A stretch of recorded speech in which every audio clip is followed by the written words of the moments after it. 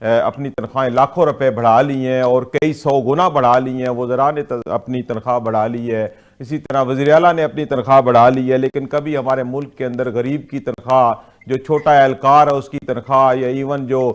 سرکاری اہلکار ہے دوسرے اچھے لیول کی، ان کی تنخواہیں کبھی اس طرح اتنا جمپ تو کسی کو نہیں ملا۔ کاش کہ یہ جمپ جو ہے وہ ہمارے ہر پاکستانی کو ملے، وہ اسی طرح خوشحال ہو۔ تو اسی پروگرام کے سلسلے کو آگے بڑھاتے ہیں اور بات چیت کا سلسلہ جاری کرتے ہیں۔ یہ جو مذاکرات ہے پی ٹی آئی اور حکومت کے درمیان، اس حوالے سے بھی کچھ چیزیں سامنے آ رہی ہیں، جیسے آج رانا ثناء اللہ صاحب نے پی ٹی آئی کو مذاکرات کی باقاعدہ دعوت دے دی ہے۔ چلے ایک بریک تھرو ہے کہ ہم کافی عرصے سے، خاص طور پہ پچھلے 1 مہینے سے بہت زیادہ سیاسی بدامنی کا شکار رہے ہیں اور کوئی سمجھ نہیں آ رہی تھی کہ یہ معاملہ کس طرف کو بیٹھے گا، کیونکہ دونوں طرف سے ٹھن گئی تھی اور اس کی وجہ سے ہمارے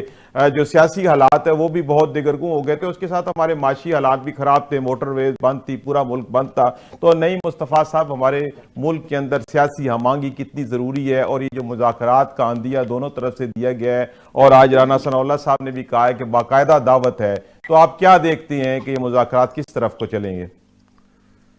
علوی صاحب، ہم سب کچھ لٹا کے ہوش میں آ رہے ہیں، یہ ہماری بدقسمتی، یہ المیہ ہے ہمارا، اور یہ بہت قومی المیہ ہے جی کہ یہ مذاکرات کا ڈول جو ہے نا، یہ بہت عرصے پہلے ڈال لینا چاہیے تھا۔ جی بالکل، نہ سیاسی مقدمات کی ضرورت پیش آتی، جی نہ انتقام کی سیاست جو ہے اس کا واویلا شور ہوتا، نہ کوئی پس زندان جاتا، نہ قتل و غارت گری ہوتی، اور نہ اتنا ہمارا نقصان ہوتا کہ ہم نے دھرنوں، احتجاج، مظاہروں، ان کی نظر کر دی، اپنی دولت جو تھی، جو قومی خزانہ تھا، ہم نے اس پہ خرچ کر دیا۔ جی بالکل، کچھ نے دھرنوں، احتجاج، مظاہروں کو ارینج کرنے کے نام پہ، اور کچھ نے اس کو روکنے کے نام پہ پھر دنیا بھر میں جگ ہنسائی ہماری اس انداز کی ہوئی کہ ہر شخص نے جو باشعور ہے اس نے وہی توئی کیا، ہم پہ انگلیاں اٹھائیں کہ ہم کس طرف جا رہے ہیں۔ دیکھیں، یہ جمہوریت جو ہے نا، اس کا حسن یہ ہے کہ ہم مذاکرات کی ٹیبل پہ بیٹھیں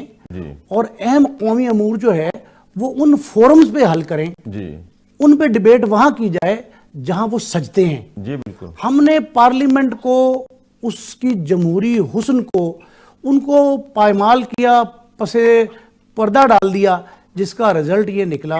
کہ ہم سڑکوں پہ راندے درگاہ ہو گئے۔ تو نعیم صاحب، لگتا ہے آپ کو کہ مذاکرات کوئی ہوں گے، حکومت سنجیدہ ہے؟ مذاکرات مجبوری بن گئی ہے۔ جی، ہم بامر مجبوری مذاکرات کر رہے ہیں جب یہ دکھائی دے گیا کہ ہمارا کوئی حربہ کامیاب نہیں ہوا۔ جی بالکل، دیکھیں، بات یہ ہے کہ مذاکرات اگر کرنے ہیں تو اس کے لیے وہ فضا جو ہے مذاکرات جیسی ہموار کرنی ہوگی۔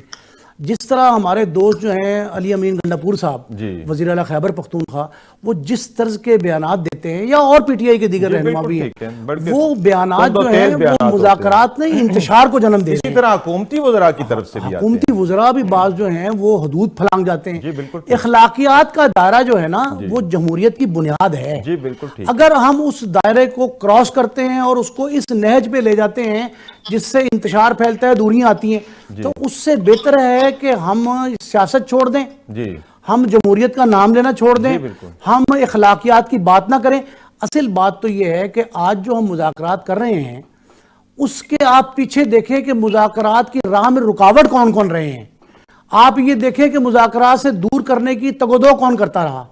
آپ یہ بھی دیکھیں کہ اداروں کو، ادارے کے بڑی اہم شخصیات کو گالیاں کون دیتا رہا۔ ہم نے کوئی ادارہ اس کا تقدس جو ہے کس حد تک پامال نہیں کیا، کسی کو ہم نے چھوڑا نہیں، زبان میں، گفتگو میں ہم خیال نہیں کرتے۔ یہ ساری معاملات جو ہے نا، یہ مذاکرات بہت پہلے شروع ہونے چاہیے تھے، اور اب بھی جو ہے اگر وقت ہے تو ہم اسے غنیمت جانیں اور مذاکرات نیک نیتی کے ساتھ کریں۔ محض نمبر، دیکھیں نمبر گیم جو ہے نا، وہ ہم ہر ایک میں، وہ کہتے ہیں جی پارلیمنٹ میں آج یہ میں جملے کہوں گا، اور میڈیا کو کہتے ہیں کہ یار آپ نے کور کرنا ہے، میں نے یوں کہنا ہے۔ یہ گیم چل گئی ہے۔ یہ جو دکھاوا ہے نا، دکھاوا، اس سے ہٹ کے مفادات کی اینک اتار کے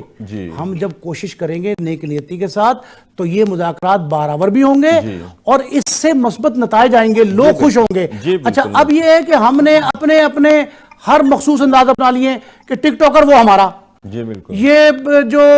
تجزیہ کار ہے وہ ان کا، جی بالکل، یعنی کہ یہ چینل ہمارا، یہ میڈیا ہاؤس ہمارا، جی بالکل، ہم یہ تقسیم، ہر بندہ جو سیاسی طور پر یہ تقسیم ختم کر کے ایک پیج پر آئیں۔ ایک پیج پہ آنے کا مقصد یہ ہے کہ مذاکرات کا ایجنڈا طے کر لیں اور اس میں اختلاف کرنے والے کو، رکاوٹ ڈالنے والے کو، دراڑ ڈالنے والے کے لیے سزا تعین کر لیں، اور اگر کوئی شخص اس میں بڑا کتنا ہی کوئی با اثر ہو، اگر وہ رکاوٹ بنے تو اس کے خلاف ببانگ دہل۔ دیکھیں آج مجھے بڑی خوشی ہوئی کہ آج جب آپ ہم پروگرام کر رہے ہیں تو آج ایم کیو ایم کے وفد نے ملاقات کی مولانا فضل الرحمان صاحب سے، اور دونوں نے بہت اچھا بیانیہ جاری کیا۔ انہوں نے کہا جی کہ مولانا صاحب کا، ان کے ساتھیوں کا کہنا ہے کہ ہماری بڑے اچھے ماحول میں گفتگو ہوئی، اور انہوں نے بڑے بغور ایم کیو ایم کے وفد نے ہماری گفتگو، ہمارے مطالبات سنے۔ اس کے جواب میں ایم کیو ایم نے کہا کہ ہم مولانا صاحب کی گفتگو، ان کا بیانیہ سمجھ گئے ہیں اور انشاءاللہ متعلقہ حکام تک پہنچائیں گے، ایوان تک پہنچائیں گے۔ تو یہ اسی انداز سے جو ہے نا، اگر یہ سپرٹ ہوگی تو انشاءاللہ نتائج جو اچھے آئیں گے اور مذاکرات نتیجہ خیز ثابت ہوں گے۔ جی بالکل ٹھیک ہے۔